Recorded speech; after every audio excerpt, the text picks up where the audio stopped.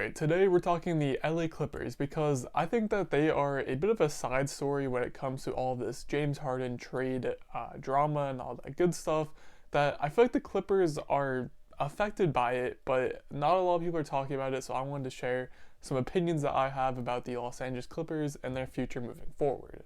Now, what was interesting about the NBA a few years ago is that a lot of people seem to hop on this trend of forming a sort of villain in the NBA, and we've seen plenty of teams be this villain team. I would probably go as far as say that the Heatles with LeBron, D Wade, Bosh, they're probably the villain team. Then we move on, and in 2015, it starts to shift back to the Warriors because actually I don't want to say 2015. 2015, the Warriors were the happy-go-lucky team that sprung out of draft picks and were really good because Curry and Clay were homegrown. Draymond was homegrown, all that good stuff. But as soon as they got KD, they became the villains of the NBA. And for some reason, everyone wanted to see them fail and lose, and they just didn't. And I think now with the James Harden trade, I think we're going to get back into another period where we have a set villain in the NBA. And I bring all this up because I think last season, I think the Clippers were the closest thing we had to this villain team, and I think it got to them in the end because obviously they had the huge playoff collapse. Paul George has been at the forefront of NBA slander on Twitter and just social media in general for the past year or so. Kawhi's same old Kawhi. They went as far to get a new head coach in firing Doc Rivers and bring on Tyronn Lue.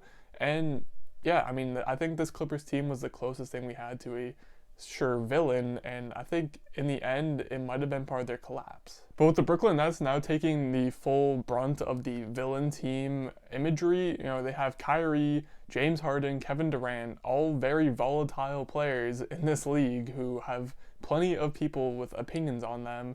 I think that a lot of the hate and slander that we've seen go towards other great teams is now going to be aimed at this Brooklyn team, which in turn takes all the pressure off of the Los Angeles Clippers. I mean, even at the start of the season, we saw the Clippers get blown out by the Mavericks without Kawhi Leonard, and it was just a very strange game that could have happened to anyone, yet since it was the Clippers, it was at the forefront of all social media. Everyone was making fun of the Clippers, calling them the Flippers yet again after their playoff collapse, and I just don't think this is going to happen anymore, because I think the attention is now shifted towards Brooklyn. And I think that we're forgetting that prior to last season's playoffs, the Clippers were according to a large majority of NBA fans, they were the favorites to win the title. I mean, people thought that they were a better team than the Lakers, and they might have beaten them in a 7-game series had they not obviously had the collapse of the Nuggets. We'll never get the answer to that, but again, this was a team that a lot of people were confident in being better than the eventual champion Los Angeles Lakers. And from that point, this Clippers team has only improved. They added Serge Ibaka, who was a great signing and is being very productive for them so far this season. They also brought in Luke Kennard in a trade where they sent away Landry Shamet and brought on Kennard. And I mean, that's just an upgrade in itself. Kennard can simply just do so much more than Shamet can in terms of ball handling and playmaking while also being the same dead-eye shooter that they got an upgrade there. Losing Montrezl Harrell and in turn giving more minutes to some of their other bench players I don't think that's going to be a huge factor for the Clippers. Montrezl Harrell did not play that well for them in the playoffs, and although he was a valuable piece of the team, he's someone that I think could easily be replaced by, like I said, just giving some other rotational guys his minutes. And even at head coach, while Doc Rivers might just be a flat-out better coach than Tyronn Lue, I think Tyronn Lue just fits the needs of this Clippers team more. The Clippers have plenty of talent to be a championship level team. It's just a matter of bringing the talent together, making sure everyone stays in check. And again, so far this season, this is all working out very well. The Clippers are sitting at second place behind the Lakers, and they've had no real bad, COVID outbreaks or injuries. Kawhi obviously missed a few games, but they're staying healthy. They're playing good basketball. They're sporting one of the best starting lineups in the league right now. Overall, I think a lot of people are just simply forgetting that this Clippers roster is very good and very talented, and I just don't think they should be kept out of the conversations when we're talking about legit NBA title contenders for the season. And I completely understand the argument that people don't want to take the Clippers seriously until playoff time and that they could care less about what their record in the regular season is. This Clippers team could quite literally finish with a better winning percentage than the 73-9 Warriors, and I feel like they still would not get their flowers for how good of a job they did across the regular season. just as long as if they lose in the playoffs, everyone will hate on this team and just continue to throw slander at Paul George, Kawhi, and the rest of the team. But with that being said, Paul George has been on an absolute tear through the first 11 games, truly looking like an MVP candidate, like some of his quotes from this past offseason might suggest. And I mean, he's just shooting the ball so efficiently. Funny enough, he's actually hitting the 50, 40, 90 marks, but it's not in the way you'd expect. He's shooting 49% from the field, 51% from 3, and 90% from the foul line, so it's honestly just a more difficult 50, 40, 90, which I doubt he's going to maintain across a full 72-game season, but you get the point. Paul George is off to a very hot start. And while Kawhi's usual production is a bit lower than you might expect it to be, I did notice that he is shooting threes and getting assists at a higher rate than usual, nearing career highs in each category, so I don't necessarily think this is a case of Kawhi taking a step back, but he's a player who usually needs a month or two to get acclimated to a new season, so I think we're just in those stages right now. And one guy I just wanted to mention briefly is Nick Batum. He's someone that the Clippers signed on a vet minimum. I don't think they're really expecting much, at least I don't think anyone in the NBA fan world was expecting much out of Nick Batum, but he got the starting job to much people's surprise, but he's actually been playing very well, and who knows if it's going to be sustainable or not, but he has been shooting splits of 50, 43, and 89 to open the season.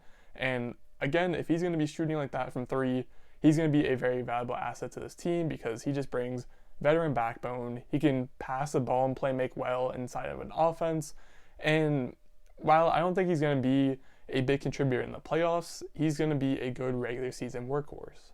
Overall, I'm just very intrigued to see how long this actually lasts with him being a formidable, startable player in this NBA. But coming down to the things that matter, if this Clippers team truly does want to be a championship level team, I think the two role players who are really going to have to step up and make their names heard in the playoffs are Luke Kennard and Ivica Zubac. Both these guys are performing just fine in their current roles, but I think that they should be seeing some more minutes or at least just some more touches and more production in general throughout the rest of the regular season because, again, come playoff time, the whole thing with Nick Batum, he's just going to be so exploitable in a playoff scenario. I mean, we saw last year the Lakers picked apart Lou Williams, who was on the court at the end of games for the Clippers, and it did not work. And I think a similar thing can be done to Nick Batum, meaning that I think it's going to come down to Luke Kennard and Zubac being in the game on these last 5 minutes or whatever you consider clutch time for the Clippers. And it's going to be all dependent on matchups on who actually gets those minutes. But again, these guys are going to have to play at a championship level if the Clippers want to win, and it's something that I think is very capable for both of these players. Again, they're not putting up massive numbers because they're not getting the opportunities to, whereas I think the Clippers should be grooming these guys for the playoffs, especially now with the James Harden trade done, because at the end of the day, if you're looking at each team's best 5-man lineup that's going to be in at the end of games, the Nets are probably going to have Kyrie, Joe Harris, Kevin Durant, James Harden, and then DeAndre Jordan maybe, but they could go elsewhere with that. And when you're thinking about matchups for the Clippers in that scenario, it's going to be Pat Bev on Kyrie, Kawhi and PG will probably take on Harden and Durant, and then it's going to come down to Joe Harris being guarded by Nick Batum, which I don't think is a scenario that the Clippers want, so they'd probably use Luke Kennard in that scenario. Whereas if you take the Lakers, for example, they're probably going to be sporting a lineup with Schroeder, LeBron James, I'd assume maybe like Wesley Matthews, then AD, and most likely Marc Gasol. And then in this scenario, you're probably going to want to use Ivica Zubac just to bring in some more height and just a real center that could actually spot up a Marc Gasol, not to mention he is a good rim protector. Either way, the point I'm trying to get at is the Clippers have the abilities to match up with both of these championship-ready teams that I think a lot of people are choosing to be their favorites to come out of both conferences. I just want to remind people that this Clippers team was picked to beat the reigning champion Lakers last season by a lot of people. I think it's something that could still happen this season, so I just don't want everyone to start writing off the Clippers as a team that can't win. They're playing at a really good level to start the season so far, and most importantly, I think they have chips on a lot of their players' shoulders after what happened last season. They want to go and prove everyone wrong. I definitely wouldn't put it past Kawhi Leonard to have some revenge on his mind as he's trying to take back the NBA that was once his with the Toronto Raptors when he won the championship. All in all, again, I just don't want the Clippers to get lost in all of this hoopla about the Nets being so good with their new, fearsome threesome, and then the Lakers obviously being the reigning champs looking to repeat. I don't think the Clippers should be lost in all these semantics. But that'll do it for this video. As always, leave your comments down below on what your opinions on this Los Angeles Clippers team are.